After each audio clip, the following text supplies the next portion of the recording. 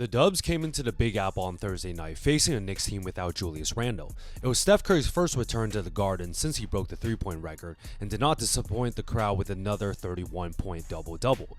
The Dubs came out hot and never relinquished the lead, so let's break down his performance. Golden State ran the very first play for Steph, and we get a dribble handoff up top while simultaneously on the baseline, Pajensky sets a cross screen for Curry. New York decided to not switch off-ball picks the whole game, so in the second pin down set by Kuminga, Steph's man in DiVincenzo is left way behind chasing through screens. Even though he ends up shooting the gap here, Dre delivers it perfectly for Curry to splash a wide open three on the right wing. Curry's relocating abilities is next level as we know. With Draymond getting the ball up top, you can see him pointing at Kuminga since it is almost a rule for players to seek out Steph's man and set an off-ball screen for him. Kuminga realizes his job immediately and finds Josh Hart for the pin down, whose mind is off Steph for just a half second. And just like that, he ends up slipping on the ground trying his best to fight through, which allows Steph to shot fake and let him fly by first before hitting a reload three-pointer. After a nice block by Kuminga, the fast break situation is where the old Warriors function the best, by creating havoc without a set defense. With Dante pointing at Hart to pick up Pajensky on the wing, he himself is pretty much calling to pick up Steph. But with Curry swinging the ball, all this does is allow the defense to be momentarily distracted by the rookie's dribble handoff, while Steph relocates closer towards the three-point line. Now DiVincenzo is in a drop, and even Josh Hart cannot switch up on the screen in time before Steph launches an easy catch and shoot.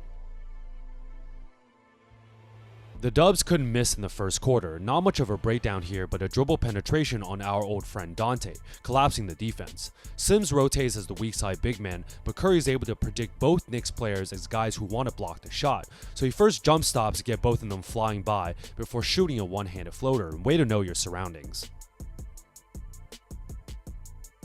This was an awesome out-of-bounds play after the refs waved off the Steph three-pointer. Dre first sets an off-ball pick, and we got a give-and-go action with the inbounding CP3. When Paul has the ball, you know he's going to make the right read, as Draymond comes back to the right wing to reset another off-ball screen. With Green's man in Achua in the drop, and McBride close behind chasing around the pick, Paul hits Steph on the run, and Achua is caught slightly behind reacting to Steph's shooting threat. This puts him off balance as Steph attacks his late closeout by dribbling once and going into the shooting motion in order to catch Achua's hand in the cookie jar. This is a nice ability to finish this crazy floater with the foul. Let's go right back by attacking Achua. High pick and roll involving Steph and Dre, and we know the Knicks are not switching, preferring Dante to keep fighting over. As Steph freezes the defender with an in-and-out dribble, he attacks the big man, who is pretty up high in the show. Reading DiVincenzo being stuck on the screen, Curry elects to dribble into a step back to his left. Pretty good contest here honestly by the big man, but Steph just cannot be denied. In the second half, we have an attempted chase action in which Steph throws the ball first to Draymond and tries to retrieve it, but due to Dante's denied position, no handoff was allowed. With Hartenstein close to Dre, the way to counter this coverage is to brush off Draymond's body as if it is a screen on Dante before cutting right to the rim. Now you got a big man outside the paint and a little late to rotate, and no way he wants to foul Curry, so he easily lays one in. The modern game is just so different. Steph contests extremely well here and immediately leaks out. Credit Kuminga for this grown man's rebound, and his first instinct is to look up court to toss the ball up all the way to Steph. With a 2-on-4, Curry says, "I'm good" to Moody, as he's pretty much shooting a wide open set shot with 21 seconds left on the shot clock, and it's an automatic swish. Even on the broken play with Steph setting a back screen, New York just isn't switching DiVincenzo off. You can see the defender still got his eyes on Steph, but the second he starts ball watching, Curry's off and running to an open spot in the court. I got nothing here as he picks up the loose ball and sees the defender is 10 feet away, so he lets the 30-footer fly anyway. Now it's scary time for the Dubs. Chris Paul finally gets the ball out of bounds, and he automatically knows his assignment is to find Steph's man and set that exit screen. Like I said, the Knicks are not switching off-ball screens, and with Paul's man in McBride clueless as to what's going on, Dante tries to shoot the gap on CP3's pick, but it's too late. Curry stops in his track to create extra space and switches one from the corner.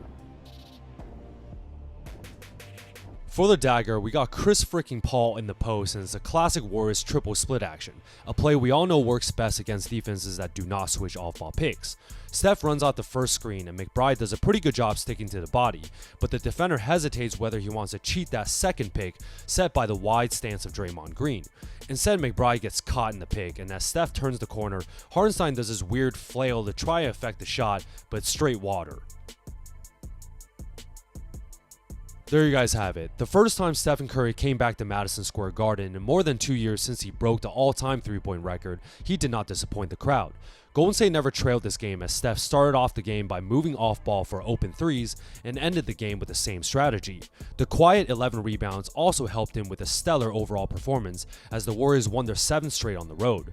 Also, shout out Kuminga for a great supporting performance as these are the games they have to win in order to stay in the playoff race. The Warriors are desperate for any wins to try and get out of a tight Western Conference race outside the play-in spot, so every win counts. Hope you guys like this breakdown and like and subscribe to see more.